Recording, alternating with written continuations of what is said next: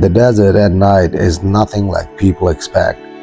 Most mad in silence, stillness, but out there, under a sky so wide it feels endless, the darkness breathes. It moves, and sometimes it carries things that shouldn't exist. I learned that the hard way the summer I worked a small ranch outside Phoenix.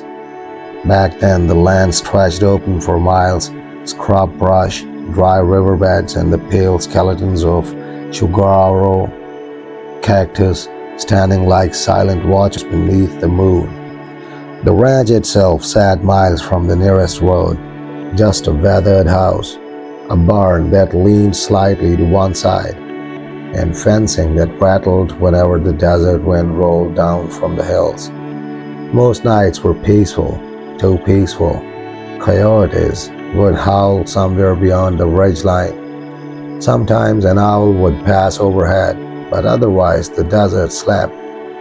Until the night the horses started screaming. Not whinnying, not startled, screaming.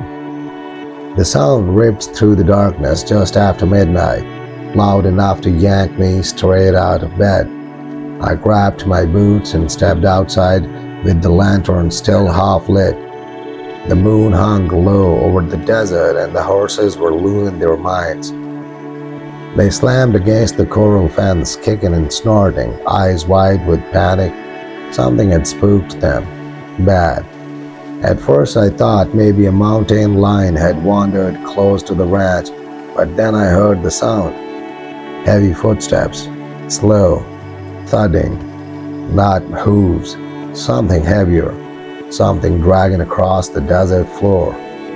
I raised the lantern and stepped past the fence line, peering out across the pale sand and brush. The sound came again. Closer now. A long shape moved between the low mesquite trees at the edge of the ranch.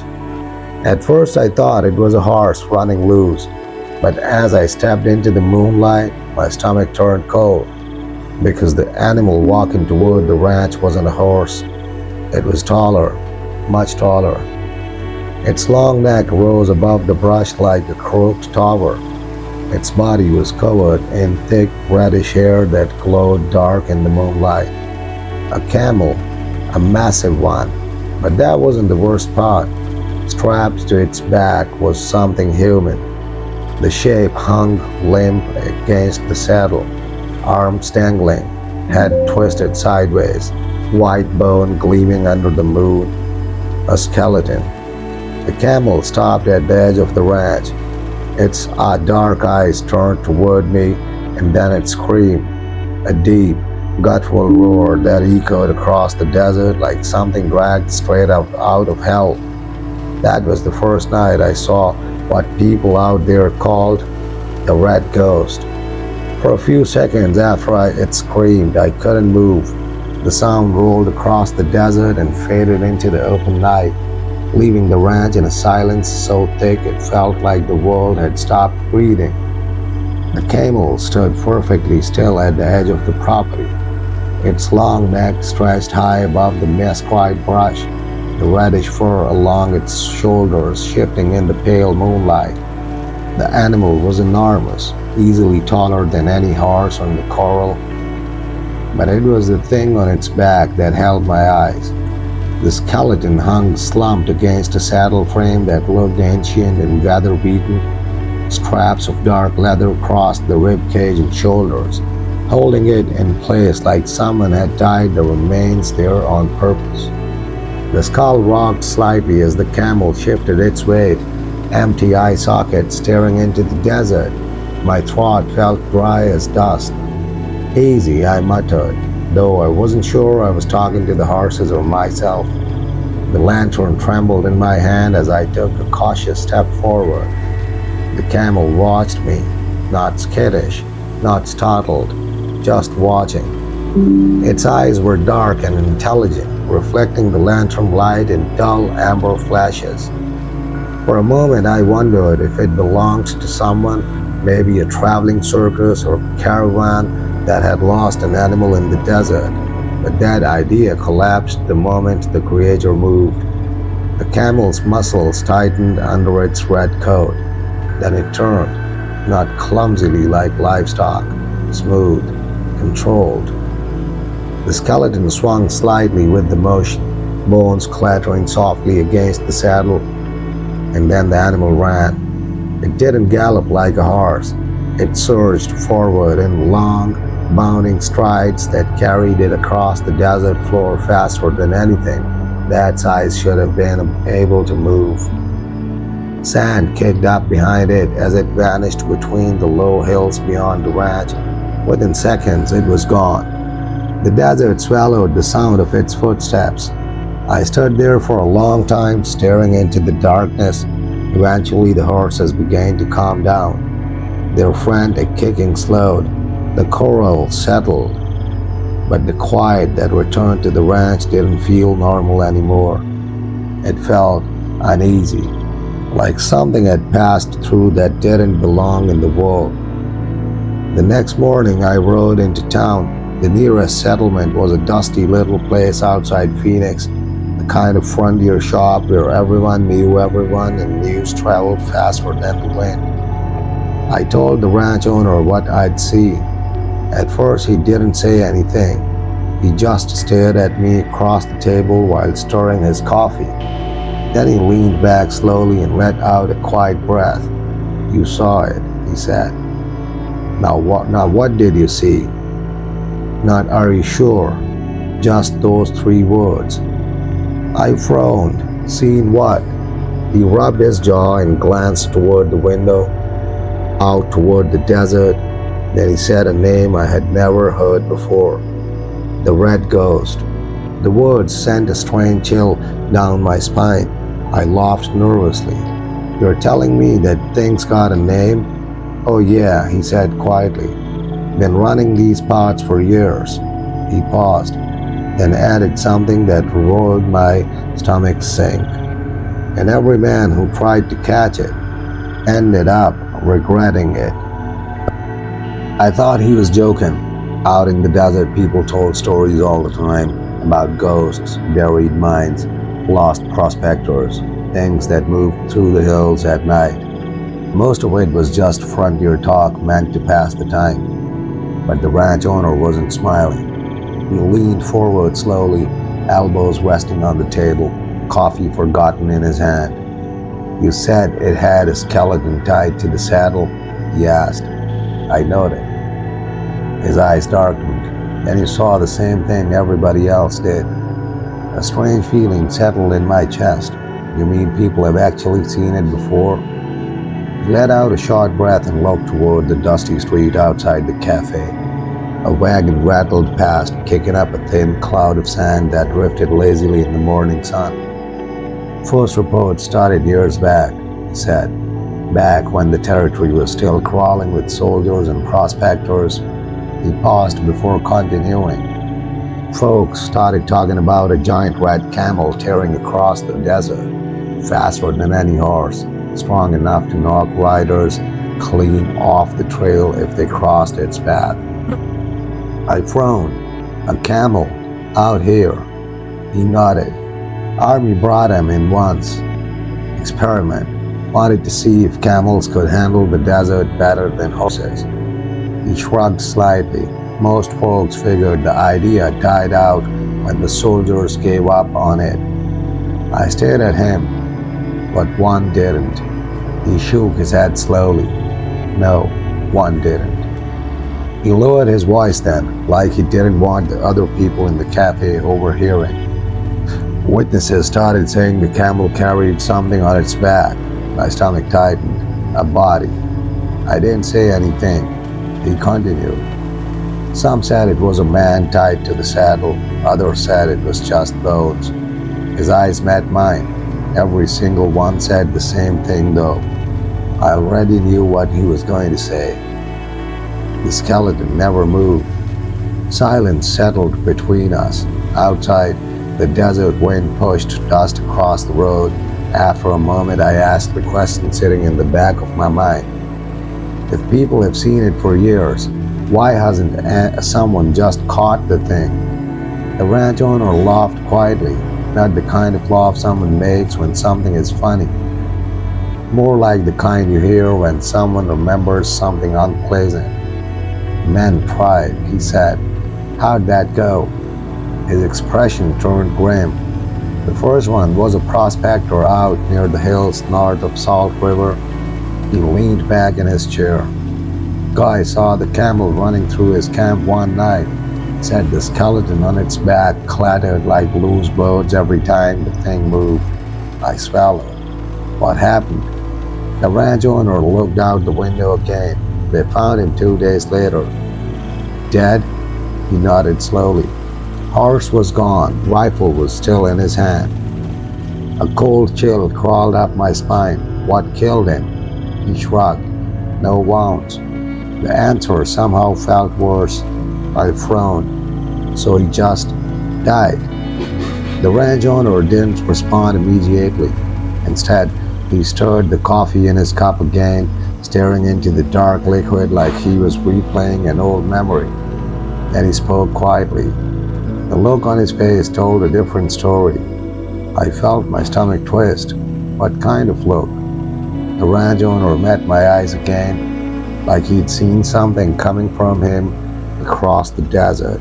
He paused, and he knew he couldn't get away. I left town with that story sitting heavy in my chest. The desert looked different on the ride back to the ranch. What had seemed wide and peaceful the day before now felt too open, too exposed. Every stretch of sand between the low hills suddenly looked like the kind of place something could appear without warning. The sun was dropping toward the western ridgeline when I reached the property again. The horses were calmer than the night before, but they still seemed uneasy. A few of them kept glancing toward the northern desert, ears twitching at sounds I couldn't hear. I tried to shake the feeling off. Camels didn't just wander around Arizona carrying skeletons. There had to be some explanation. Maybe the bones were from an old rider who died out there 3 years ago. Maybe the camel had been part of that old military experiment the ranch owner mentioned and somehow survived. Stranger things had happened in the frontier days, but that didn't explain the speed, or the scream, or the way the animal had looked at me like it understood exactly what it was doing. Night fell slowly over the desert. The sky faded from burning orange to deep violet, and eventually the stars began to appear. Thousands of them scattered across the darkness like frost. Out there, far from any towns or city lights, the sky felt endless, beautiful, and lonely. I finished my evening chores and locked the coral gate before heading toward the house. The wind had died completely. The desert was still, too still. Even the coyotes were quiet. That was the first thing that made the hair on my arms rise. Coyotes never stayed quiet for long, but the night stretched on without a single howl. No insects, no owls, nothing. Just silence. Then I heard it. A dull thump somewhere out beyond the ranch. Thud. At first it sounded distant, like something heavy striking the ground far across the desert. Then it came again. Thud. Closer. The sound echoed faintly off the low hills surrounding the property. I turned slowly toward the open desert north of the ranch. Another step. Thud. Something big was moving out there. Something heavy enough that I could feel the vibrations faintly through the dry ground. My stomach tightened because I recognized the rhythm now. Not hooves, not quiet. The same uneven pounding I had heard the night before. The lantern light flickered as the wind stirred suddenly across the sand. Dust rolled along the ground in thin, ghostly trails. Then, out past the mesquite trees, a shape appeared. Tall, long-necked, moving fast. The red ghost had come back, but this time it wasn't alone. At first I thought my eyes were playing tricks on me. The desert air can do that sometimes at night. Heat rising off the ground bends the moonlight, turning distant shapes into strange silhouettes that move when nothing's really there. But this wasn't a trick of light. The camel burst over the low rise north of the ranch exactly the way it had the night before. Long back cutting through the moonlight, reddish fur dark against the sand, the skeleton clattering faintly against the saddle with every stride. It was moving even faster this time, bounding across the desert in huge strides that sent dust spraying behind it. And behind it, something else moved. At first, it looked like shadows chasing it, low shapes weaving through the brush. Then one of them broke into the open, a horse, rider leaning low in the saddle, pushing the animal hard across the desert floor. Another rider appeared behind him, then a third. Their silhouettes cut through the moonlight as they charged after the red ghost, rifles slung across their backs. The sound of hooves thundered across the desert now, echoing off the distant hills. The riders were gaining. Whoever they were, they knew exactly what they were chasing. The camel reared sharply, racing straight toward the ranch. For a moment I thought it might plow straight through the coral fence, but at the last second it swerved sideways, skimming along the edge of the property with terrifying speed. As it passed, the skeleton on its back swung violently. The bones rattled against each other like loose wind chimes. One of the riders shouted something behind it. I couldn't make out the words, but the meaning was clear. They were trying to catch it. The lead rider lifted his rifle. The crack of the shot shattered the quiet desert air. The bullet struck somewhere near the camel's shoulder. For a split second, the animal stumbled, then it screamed. The sound was even worse up close, a deep, furious roar that rolled across the ranch and sent the horses into a fresh panic inside the corral. The camel surged forward again, faster than before, faster than the horses chasing it. The riders fired again. Another rifle shot echoed across the desert. The bullet missed. The red ghost veered suddenly toward the hills beyond the ranch. The riders followed. For a moment, all of them disappeared behind a low ridge. The pounding of hooves faded into the distance. Then the night went quiet again. I stood there staring into the darkness for several seconds, listening. Nothing moved. The desert felt silent once more. I was just starting to relax when a sound drifted across the sand from beyond the ridge. A horse screamed, then a gunshot, then another, and then something howled. The howl didn't sound like the camel. It was lower, longer, and filled with a kind of panic that made my stomach twist. I stood frozen near the coral fence, staring toward the ridge where the riders had vanished.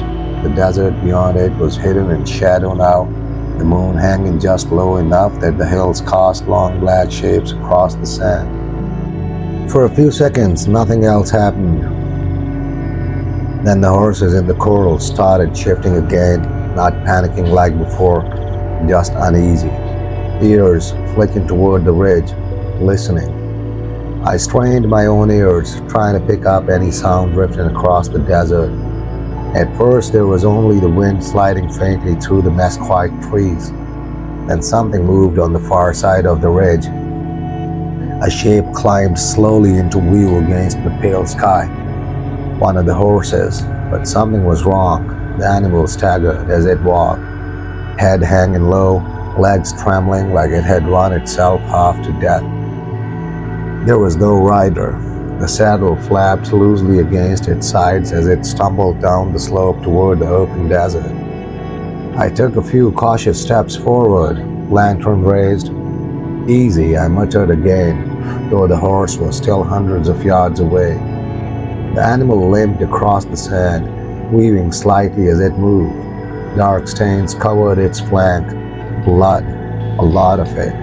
My chest tightened. Something bad had happened out there beyond the ridge.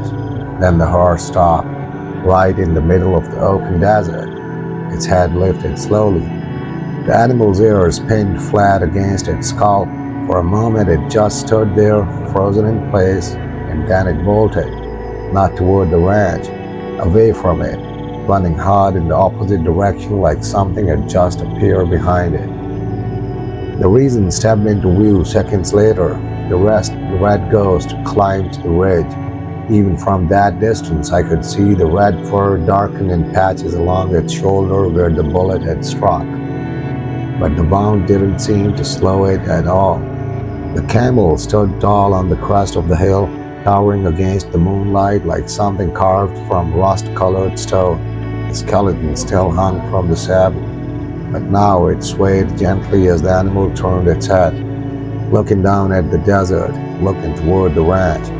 And then something else appeared behind it, a man. For a split second I thought one of the riders had survived, but the way the figure moved made my blood run cold.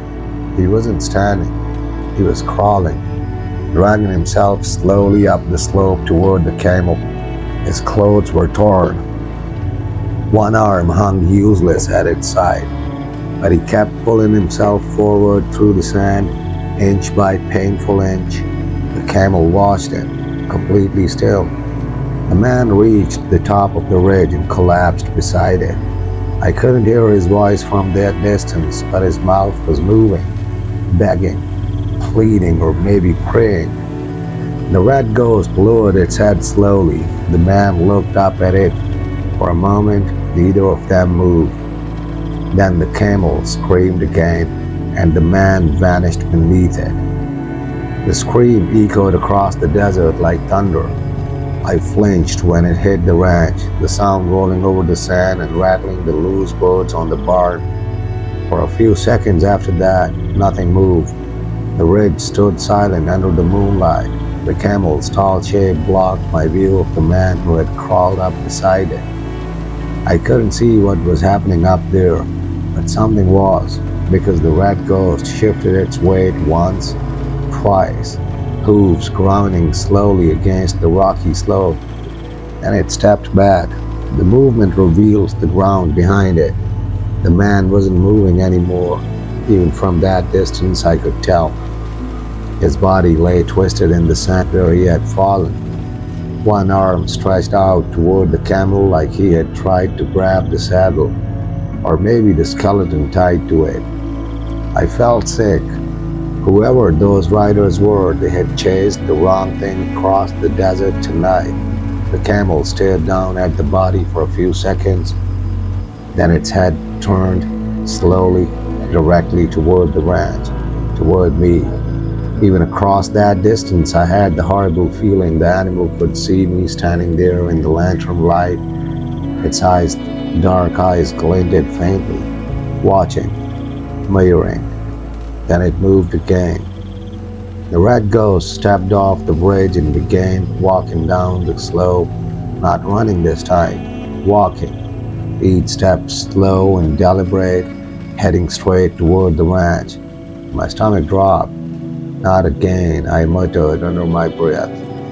I backed toward the coral gate, gripping the lantern tighter. The camel crossed the open desert without any hurry at all. The skeleton on its back swung gently with each step, bone tapping softly against bone, clack, clack, clack. The sound carried faintly through the night air.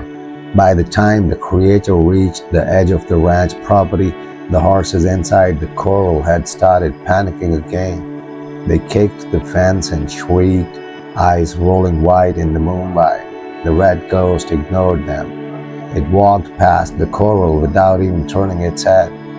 Instead, it kept coming toward the house, toward the lantern light, toward me. I took another slow step back. The camel stopped about 30 yards away. Up close, it looked even bigger than the night before. Its reddish coat rippled in the wind. The wound from the rifle shot still bled along its shoulder, but the animal didn't seem to care. Its long neck stretched forward slightly, sniffing the air, and then it made a sound, not the scream from earlier.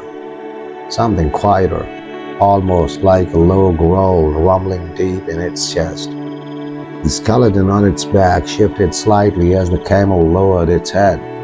For the first time, I noticed something strange about the bones, something I hadn't seen the night before.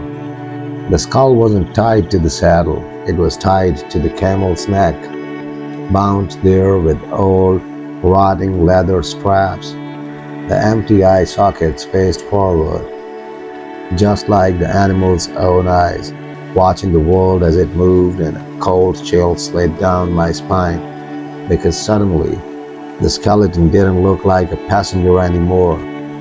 It looked like a warning, and the red ghost had brought it straight to my door.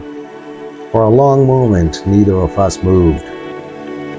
The red ghost stood there in the open yard, moonlight spilling over its massive frame, the skeleton swaying gently from its neck like some terrible pendant.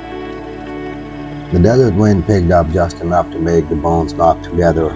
Clack, clack, clack. The sound was soft, but in the dead quiet of the ranch it felt deafening. I raised the lantern a little higher, trying to see the animal's eyes. They reflected the light faintly, not the dull shine you see in livestock, something sharper, aware. The camel lowered its head slightly, studying me. Behind it, the open desert stretched for miles, pale and empty under the moon, and somewhere beyond that ridge, a man lay dead in the sand. I swallowed hard. Easy, I whispered again, though my voice sounded thin in the night air. The camel didn't react. It simply stood there breathing slowly, the massive chest rising and falling beneath its red coat. Then the wind shifted. The lantern flame flickered wildly. The smell hit me a second later. Rot. Dry. Bitter rot. It wasn't coming from the camel. It was coming from the skeleton. The bones were old, sun-bleached and cracked, but pieces of dark leather still clung to them. And something else, something that looked like the shredded remains of clothing. Whoever the man had been, he hadn't started as a skeleton. The red ghost suddenly took a step closer. The ground thudded under its weight. Thud. My grip tightened around the lantern. The camel took another step. Thud. The skeleton swung forward slightly as the animal moved, and that's when I saw the rope.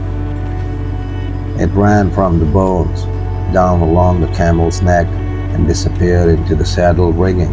Not a normal saddle, not one meant for riding, more like a crude harness, something designed to hold the body in place. My stomach twisted. Someone had tied that man to the camel, and then something had gone horribly wrong. The red ghost stopped again, only 20 feet away now, its long neck bent lower, closer to me. The animal's breath rolled across the sand, warm and foul with the smell of dust and decay. Then the camel opened its mouth slightly. A deep rumble vibrated in its chest. For a moment I thought I was about to scream again. Instead, it snapped its teeth together, hard. The sound echoed like two stones striking. Behind me, the barn door creaked softly in the wind. The horses inside kicked nervously against their stalls. And then something shifted in the darkness beyond the ranch.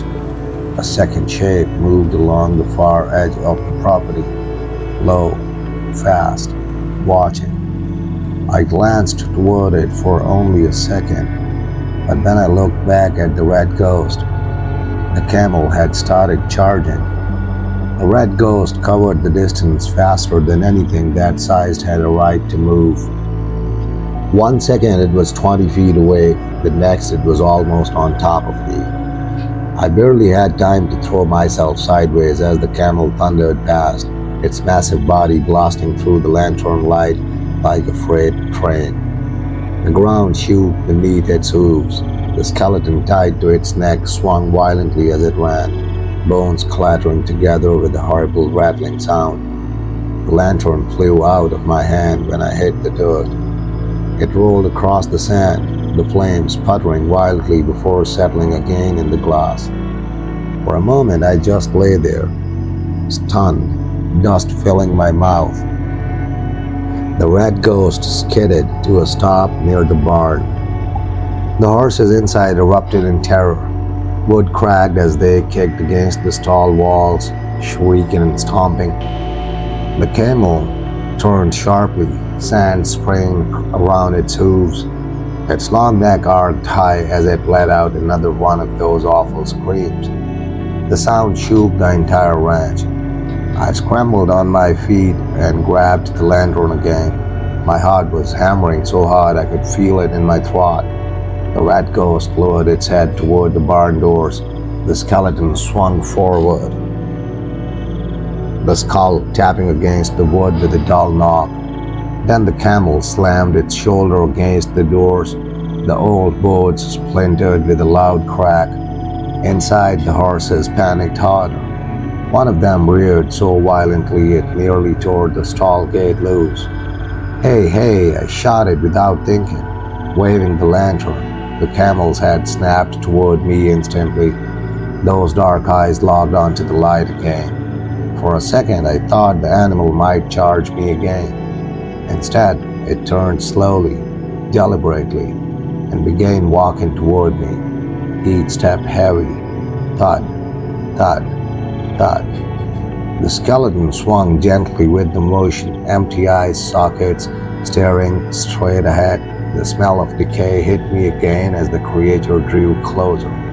My mind raced. There was only one rifle in the house, hanging on a rack just inside the door. If I could make it there. The camel suddenly lunged again. I bolted. The porch boards rattled under my boots as I sprinted toward the house. Behind me, the ground thundered as the red ghost charged across the yard. I yanked the door open and stumbled inside, slamming it shut just as something massive crashed into the wall outside. The whole house shook. Dust drifted down from the ceiling beams. For a moment, there was silence. Then something scraped slowly across the wooden boards of the porch, a long neck sliding against the door. The skeleton tapped softly against the wood. Knock, knock, knock. I grabbed the rifle from the rack with shaking hands. Outside, the red ghost snorted heavily, breath huffing through the cracks in the door. Then the camel did something that made the blood drain from my face. It began to laugh, not like a person, but close enough that the sound turned my stomach cold. The sound outside the door made my hands tighten around the rifle. It wasn't a normal animal sound, not a scream, not a snort. It was a deep, broken series of noises that rose and fell in a rhythm that felt disturbingly close to laughter. The red ghost stood on the porch. I could hear its hooves shifting slowly against the wood, heavy, patient. The skeleton tapped softly against the door again. Knock, knock, knock. Like someone politely asking to come inside. My throat felt dry as I stepped backward into the room, raising the rifle toward the door. The lantern still burned on the table, throwing long shadows across the walls. Outside, the camel snorted again. Hot breath pushed through the thin cracks in the boards. Then the scratching started. At first it was faint, just the sound of something brushing along the outside wall. Then it became louder, rough, deliberate, like teeth or bone dragging slowly across the wood. I realized with a jolt what it was. The skeleton. The camel was rubbing the bones against the house. The skull scraped down the boards with a long, hollow sound. Scrape. My stomach twisted. The thing outside wasn't just wandering through the ranch. It was investigating, testing. The red ghost stepped off the porch suddenly. The boards creaked loudly under its weight as it dropped back into the dirt. I moved carefully toward the window and peeked through the thin curtain. The camel stood in the yard again, its huge shape outlined in moonlight, but now it was facing the barn. The horses inside were still going wild. One stall door had already broken loose. A terrified mare slammed against the barn wall again and again, trying to escape. The red ghost walked toward the building slowly. The skeleton swung with each step. Clack, clack, clack. Then the camel stopped beside the barn doors. It lowered its head. For a moment it simply stood there, listening. The wind rolled softly across the desert. Sand whispered against the walls of the house, and somewhere out beyond the ranch, something moved again. That second shape I'd glimpsed earlier stepped into the moonlight. At first I thought it might be one of the surviving riders returning, but the way it moved made my skin crawl. It walked low to the ground, slow, cautious, and far too quiet. The red ghost lifted its head and looked toward it. The skeleton turned with the motion, empty eye sockets staring across the desert. The second figure stopped at the edge of the ranch. For a moment, the two shapes simply watched each other across the yard. Then the camel screamed, and the other thing answered. The answer came like a whisper through the desert wind, but it carried with it a weight I could feel in my chest. The second figure, a man, or maybe what had once been a man, stood there, trembling, silhouetted against the faint light of the moon. His eyes were wide, wild, filled with a terror that ran deeper than fear itself. He wasn't moving toward the red ghost. He was frozen, like a rabbit caught in the glare of a predator's eyes. The camel took a step closer, each hoof fall pounding the dirt, vibrating through the porch and into my bones. The skeleton swung slightly, tapping against the saddle, clattering in a rhythm like a dark, mocking heartbeat. The man's mouth opened, words catching in a strangled gasp. I couldn't hear what he was saying from inside the house, but it didn't matter. The meaning was clear, pleading, begging, nothing more. Then, just as suddenly, the camel reared back on its massive haunches, hooves scraping the ground, and screamed an unearthly howl that rattled the rafters of the barn and set the horses into another panic. The second figure dropped to the ground as if pushed by some invisible force. Dust swirled around him, hiding him from sight for a moment. Then he staggered forward again. The red ghost advanced slowly, deliberately, toward the man. It paused, leaned down, and sniffed the air around him. The skeleton on its back creaked eerily as the camel shifted its weight. For the first time, I realized something far worse than its speed or size. The red ghost wasn't hunting blindly. It was intelligent, calculating. It knew who to strike. It understood fear. It understood its prey. The man tried to crawl backward, dragging himself across the sand, but the camel's enormous footfalls were too fast. In moments, it was upon him, the skeleton brushing the man's body as if marking a final warning. Then the desert fell silent again. The only sounds left were the horses inside the barn, shrieking, kicking, trapped in the faint scraping of bone against leather that drifted across the moonlit sand. I sank to the floor of the porch, chest heaving, realizing that no one in this town had ever captured the red ghost, and probably never would, because the desert had claimed it, and the red ghost had claimed its next story. The next morning, the desert seemed almost normal. Sunlight spilled across the sand, turning the reddish scrub into gold. Birds chirped faintly in the mesquite. The horses in the corral were calmer, though their eyes still darted nervously toward the hills. But I knew what I had seen. The red ghost wasn't a legend I could laugh off anymore. I rode carefully around the ranch, checking the perimeter. No tracks led away from the property. Not a single hoof print that made sense. Nothing remained of the struggle from the night before, except the splintered barn door and the lingering stench of dust and decay. The second man, gone. No sign of him. Not a trail, not a mark. Just vanished. I realized then that the stories were true. Every man who tried to chase or catch the red ghost had failed. Some didn't come back at all, and those who did were never the same again. I left the ranch later that day, heart heavy, knowing that out there in the endless Arizona desert, the red ghost still roamed, still fast, still deadly, still watching, and the skeleton on its back, a constant, silent reminder of the past. Every time the wind shifts across the desert, I swear I can hear it, the clack of bone, the low rumble of breath, the distant, impossible scream. And I know one thing with terrifying certainty: the red ghost is never alone. It is the desert, it is death, and it is coming from anyone who dares to chase it.